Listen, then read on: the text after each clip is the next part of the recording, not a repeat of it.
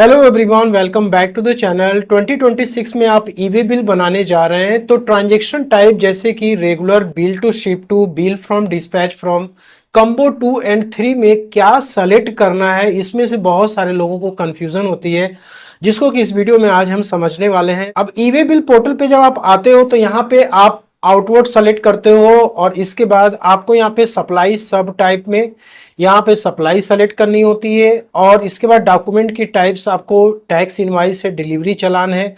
यहाँ पे आपको डॉक्यूमेंट नंबर यानी इनवाइस है तो उसका नंबर डालना होता है, डिलीवरी चालान का नंबर डालना होता है। यहाँ पे आपको ट्रांजैक्शन टाइप दिखती है।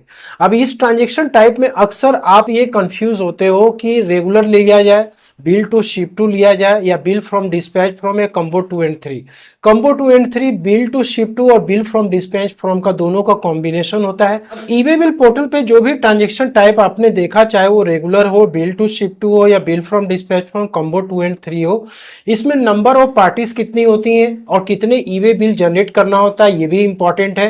तो जनरली आज रेगुलर ट्रांजैक्शन की बात करें तो इसमें सिर्फ दो ही पार्टीज होती हैं, एक होता है सप्लायर, दूसरा होता है कंसाइनी यानी कि जिसको रेसिपिएंट कहते हैं।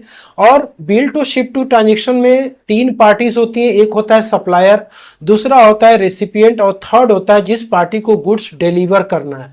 और बिल फ्रॉम डिस्पैच फ्रॉम में भी तीन पार्टीज होती हैं, सप्लायर की जो बिलिंग एड्रेस है, सप्लायर का जो डिस्पैच एड्रेस है और रेसिपिएंट यानी कि जो गुड्स को रिसीव कर रहा है। कम्बो 2 एंड 3 में 4 पार्टीज होती हैं। ठीक है, अब यहाँ पे number of parties transaction type में क्या हो रहे हैं, चेंज होते जा रहे हैं। तो इसका मतलब क्या है कि यदि कहीं 3 पार्टी से तो क्या हमें 3 ईवे बिल जनरेट करना होगा, 4 पार्टी से तो क्या 4 ईवे बिल जनरेट करना होगा। लेकिन ईवे बिल सिर्फ एक ही बनेगा इन सभी ट्रांजैक्शन टाइप के लिए। सबसे पहले रेगुलर ट्रांजैक्शन टाइप को हम समझेंगे। रेगुलर ट्रांजैक्शन टाइप में एक तो होता है सप्लायर, दूसरा होता है रेसिपिएंट। अब सप्लायर का कोई मैन्युफैक्चरिंग प्लांट हो सकता है या फिर सप्लायर कोई ट्रेडर हो सकता है जिसके पास अपना खुद का स्टॉक है, गोडाउन है और उसी प्लेस से ही वो क्या करता है, गुड्स को ट्रांसपोर्ट करता है। अब एग्जांपल के लिए मान लो कि कोई दिल्ली में अपना मैन्युफैक्चरिंग प्लांट मोबाइल का लगाया हुआ है। अब यहाँ पे कोई रिटेलर शॉप है जो कि मुंबई में है और ये मुंबई वाला बोलता है दिल्ली वाले मैन्युफैक्चरिंग प्लांट को कि आप हमें 500 मोबाइल फोन्स क्या करिए, भेज दीजिए। तो यहाँ पे जो प्लांट ए है दिल्ली में, ये क्या करेगा, ट्रक के माध्यम से 500 मोबाइल फोन्स को लोड करेगा और इनको सेंड कर देगा। अब यहाँ पे जो भी गुड्स का मूवमेंट हो रहा है, ऐसे केस में ईवे बिल सिर्फ एक ही जनरेट होगा। और दोस्तों यहाँ पे जो सप्लायर है ना, जो कि दिल्ली में है, इसकी रिस्पॉन्सिबिलिटी है ईवे बिल जनरेट करने के लिए। कभी कभी ये भी होता है कि जो रेसिपिएंट है यानी कि जो बी है वो भी ईवे बिल जनरेट कर सकता है या फिर ट्रांसपोर्टर भी ईवे बिल जनरेट कर सकता है।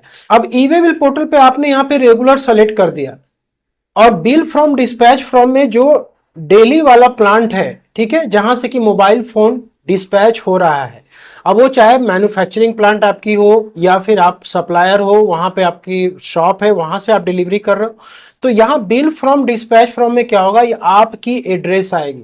बिल फ्रॉम में आपका नेम हो गया, जीएसटी नंबर हो गया, स्टेट हो गया, एड्रेस यानी कि जहां से गुड्स डिस्पैच हो रहा है तो ऑब्वियसली यहाँ पे दिल्ली का एड्रेस आ जाएगा। और बिल टू शिप टू जो नीचे वाला फॉर्म है, यहाँ पे क्या होगा कि जिस पार्टी को यानी कि जो रेसिपिएंट है जो कि मुंबई में रिटेलर शॉप है, उसकी डिटेल आएगी। यहाँ पे उसका जीएसटी नंबर डालिए, स्टेट अपने आप सेलेक्ट करिए और यहाँ पे शिप टू में चूंकि मुंबई पे ही जा रहा है इसलिए मुंबई का एड्रेस यहाँ पे आ जाएगा। और जो सेकेंड ट्रांजेक्शन टाइप होती है वो होती है बिल टू शिप टू। यहाँ पे 3 पार्टीज होती हैं, 2 इनवाइसेस यहाँ पे बनाने पड़ते हैं, लेकिन सिर्फ एक ही मूवमेंट होती है गुड्स की, इसलिए सिर्फ एक ही ईवे बिल इसमें बनेगा। तो यहाँ पे क्या है कि मान लो कि कोई मैन्युफैक्चरर दिल्ली में है और यहाँ पे कोई डीलर है हरियाणा में और यहाँ पे कस्टमर पंजाब में है। अब कस्टमर ने क्या किया, यहाँ पे डीलर को बोला कि भाई हमें ये गुड्स आप सप्लाई कर दो। अब ये जो हरियाणा वाला डीलर है इसने क्या बोला, इसने मैन्युफैक्चरर जो कि दिल्ली में उसको बोला कि आप मुझे हरियाणा प्लेस ऑफ बिजनेस पे आप गुड्स को डिलीवर ना करके आप क्या करो, आप सीधे जो है गुड्स को आप जो कस्टमर सी पंजाब में है उसको आप डिलीवर कर देना। ठीक है, तो यहां पे क्या होगा कि एक इनवाइस तो जो मैन्युफैक्चरर ए है वो अपनी इनवाइसेस बी को इशू करेगा और जो बी है वो सी को एक इनवाइस इशू करेगा। तो यहाँ पे 2 इनवाइस हो गई और दोस्तों यहाँ पे 3 पार्टीज आप देख रहे हो, ए बी एंड सी। अब इसके बाद ई वे बिल जब आप जनरेट करने जाओगे, यहाँ पे बिल टू शिप टू जब आप सेलेक्ट करते हो तो यहाँ पे बिल फ्रॉम डिस्पैच फ्रॉम में आपको क्या एंटर करना है, ये इंपॉर्टेंट है। जैसे मैंने बताया कि जो पार्टी दिल्ली में है उसका डिटेल्स तो यहाँ पे आ जाएगा, क्योंकि वो जो मैन्युफैक्चरर है, सप्लायर है, वो वही क्या कर रहा है, गुड्स को सप्लाई कर रहा है, उसकी डिटेल आ जाएगी। डिस्पैच फ्रॉम में भी उसका दिल्ली का एड्रेस यहाँ पे आएगा। और बिल टू शिप टू में आपको ध्यान रखना है, बिल टू में सिंस की जो डीलर था वो हरियाणा में था, तो बिल टू में तो उसकी डिटेल्स आ जाएगी, नेम, जीएसटी नंबर, स्टेट। लेकिन जो यहाँ पे शिप टू का सेक्शन है तो पंजाब वाला जो कस्टमर है उसकी डिटेल यहाँ पे आएगी। अब यहाँ पे मान लो कि जो मैन्युफैक्चरर है जो कि दिल्ली में है या वो सप्लायर है, वो ई वे बिल जनरेट नहीं करता है। अब यहाँ पे जो डीलर हरियाणा का था वो यदि ई वे बिल जनरेट करने जा रहा है तो उस केस में वो क्या करेगा, वो यहाँ बिल फ्रॉम में तो उसकी डिटेल आएगी, लेकिन डिस्पैच फ्रॉम में वो क्या करेगा, जो दिल्ली का एड्रेस है यानी कि जो मैन्युफैक्चरर है, जो सप्लायर है, उसकी डिटेल्स वो यहाँ पे डिस्पैच फ्रॉम में डालेगा। और बिल टू में जो पंजाब वाली पार्टी है उसकी डिटेल्स वो इंटर करेगा, और शिप टू में भी वो पंजाब वाली पार्टी का ही डिटेल इंटर करेगा। तो यहाँ पे मैन्युफैक्चरर भी जनरेट कर सकता है ई वे बिल, और जिस पार्टी ने यहाँ पर इन्होंने ऑर्डर दिया हुआ है डिस्पैच करने के लिए वो भी कर सकते हैं। यहाँ पे जो थर्ड टाइप होती है बिल फ्रॉम डिस्पैच फ्रॉम या शिप फ्रॉम, मतलब कि बिलिंग कहीं और से हो रही है और शिपिंग जो होगी वो भी किसी दूसरे प्लेस से होगी। अब जैसे मान लो कि यहाँ पे कोई सप्लायर है जिसका रजिस्टर्ड ऑफिस दिल्ली में है। अब ये जो सप्लायर है इसकी कॉर्पोरेट ऑफिस हो सकती है, अपने यहाँ ये स्टॉक मेंटेन करते नहीं, इनका गुड्स किसी और प्लेस पे होता है। तो दोस्तों यहाँ पे बहुत सारे पॉसिबल सिनारियो हो सकते हैं, जैसे कि कई बार क्या होता है जॉब वर्कर के प्लेस से ये लोग क्या करते हैं डिस्पैच करा देते हैं, या फिर कोई वेयर हाउस हो सकती है, या फिर ये भी हो सकता है कि जो सप्लायर ए है उसका अपना खुद का क्या क्या हो सकता है। आप ये सोच सकते हो कि आपका खुद का एक सप्लाई चेन नेटवर्क हो सकता है। मान लो कि आपका खुद का वेयर हाउस हो सकता है, या उनका खुद का गोडाउन हो सकता है, उनका कोई ब्रांच हो सकता है जहां से गुड्स डिस्पैच की जा सकती है, या फिर ये लोग कैरी एंड फॉरवर्ड एजेंट के थ्रू भी क्या करते हैं गुड्स को डिस्पैच करवाते हैं, या फिर इनका कोई डिस्ट्रीब्यूटर हो सकता है। तो यहाँ पे जो डिस्पैच की लोकेशन है वो कोई जरूरी नहीं कि यहाँ पे दिल्ली में भी हो, किसी दूसरे स्टेट में भी हो सकती है। मान लो कि नोएडा में है डिस्पैच की लोकेशन, इसलिए यहां पर भी एक ही ई वे बिल जनरेट होगा। अब दोस्तों यहाँ पे क्या है कि जो सप्लायर ए है वो क्या करेगा, मान लो कि बी को उसने सप्लाई किया गुड्स, लेकिन जो गुड्स की डिस्पैच हो वो क्या होगी, सेपरेट लोकेशन से होगी, अलग अलग लोकेशन से। तो यहां पर जब भी ई वे बिल जनरेट होगा तो उसकी रिस्पॉन्सिबिलिटी किसकी है, सप्लायर ए की है, जो कि गुड्स को क्या कर रहा है, डिस्पैच करवा रहा है। तो यहां पे वो क्या करेगा, बिल फ्रॉम में उसकी रजिस्टर्ड ऑफिस जो कि दिल्ली में है वहां का एड्रेस आ जाएगा, जो डिस्पैच फ्रॉम है उसमें जॉब वर्कर की एड्रेस आ सकती है, या वेयर हाउस जहां पर भी हो, या आपका खुद का जो सप्लाई चेन नेटवर्क अभी आपने देखा था उसका एड्रेस आ जाएगा। और बिल टू शिप टू में जो बी है यानी कि जो बायर की प्रीमाइसेस है, हो सकता है कि यहाँ पे कोई मुंबई का कोई पार्टी हो जो कि आपको ऑर्डर दे दिया, उसको आपको सप्लाई करना है, ठीक है।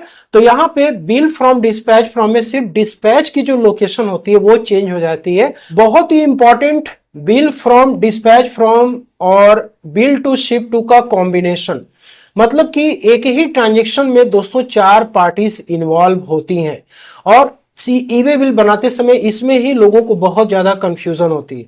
अब जनरली ऐसा होता है कि जो भी गुड्स की ट्रांसपोर्टेशन होती है, सेल होती है, वो एक सप्लाई चेन नेटवर्क के थ्रू होती है, जिसमें कि कोई यहाँ पे ट्रेडर है या कोई मैन्युफैक्चरर है, उसका दिल्ली में ऑफिस है, और यहाँ पे पॉइंट नंबर 2 पे कोई पर्सन है जो कि चेन्नई में है, वो क्या है कि ट्रेडर ए का क्लाइंट हो सकता है।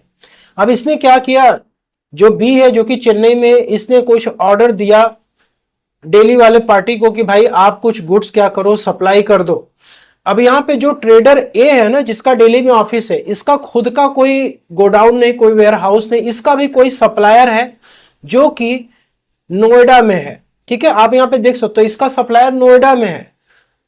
अब यहाँ पे इसने बी को बोल तो दिया कि ठीक है आपको गुड्स जो है डिलीवर हो जाएगा, लेकिन यहाँ पे जो बी है वो ये बोल रहा है कि आप मुझे चेन्नई वाले एड्रेस पे गुड्स डिलीवर ना करके आप क्या करो, यहाँ पे जो मेरा क्लाइंट है जिसका कि फैक्ट्री बेंगलोर में है, आप वहां पे गुड्स को डिलीवर कर देना। तो ये बोलता है यहाँ पर जो ट्रेडर दिल्ली में है वो ये बोलता है सप्लायर को अपने कि भाई आप क्या करना, डेली वाले ऑफिस पे हमें माल नहीं चाहिए, आप क्या करना, इसकी डिलीवरी कर देना डी वाले एड्रेस पे जो कि बेंगलोर में है।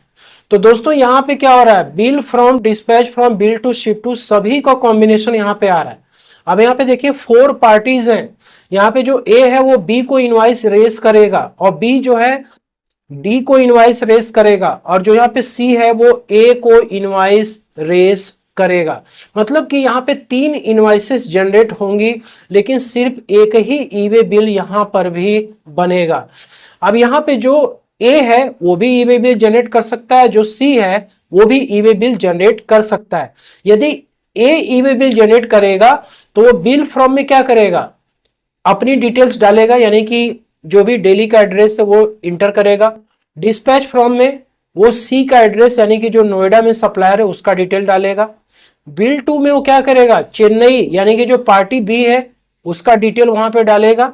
और शिप टू में वो डी वाली जो पार्टी है उसका बेंगलोर का डिटेल यहां पे इंटर करेगा। तो यहां पे कॉम्बिनेशन 2 एंड 3 जब आप सेलेक्ट करते हो तो अब मान लो यहाँ पे सप्लायर यदि ई वे बिल जनरेट कर रहा है तो उस केस में वो क्या करेगा, अब बिल फ्रॉम में उसकी डिटेल आ जाएगी और डिस्पैच फ्रॉम में उसका जो नोएडा वाला एड्रेस है वो आ जाएगा। और बिल टू में यहाँ पे क्या होगा, जो पार्टी दिल्ली में है यानी कि जो ए है जिसने की ऑर्डर रिसीव किया था चेन्नई वाली पार्टी से, तो बिल टू में क्या होगा, उसका दिल्ली का एड्रेस, जीएसटी नंबर, स्टेट वगैरह आ जाएगा। लेकिन शिप टू में क्या होगा, यहाँ पर शिप टू में जो डी था जिसको कि बेंगलोर में गुड्स डिलीवर करना, उसके फैक्ट्री पे डिलीवर करना, वो शिप टू में यहाँ पे करेगा। और बाकी यदि जो पार्टी दिल्ली में थी जो ए था, यदि वो ई वे बिल जनरेट करेगा तो मैंने आपको पहले ही बता दिया था कि वो डिस्पैच फ्रॉम में यहाँ पे नोएडा का एड्रेस सेलेक्ट करेगा और बिल टू में जो चेन्नई वाली पार्टी थी उसकी डिटेल आ जाएगी और शिप टू में जो बैंगलोर वाली पार्टी है जिसकी फैक्ट्री है वो यहाँ पे डालेगा। तो यहाँ पे ये 4 टाइप्स के जो ट्रांजेक्शन्स होते हैं ये अक्सर कंफ्यूजन क्रिएट करते हैं। अब मैं समझता हूँ कि आपको ये कंफ्यूजन दूर हो गई होगी। यदि आपकी फिर भी कोई क्वेरी है तो आप कमेंट पे लिख के पूछ सकते हो। होप कि आपको वीडियो पसंद है, अच्छी लगे तो लाइक शेयर जरूर करें। Thank you so much.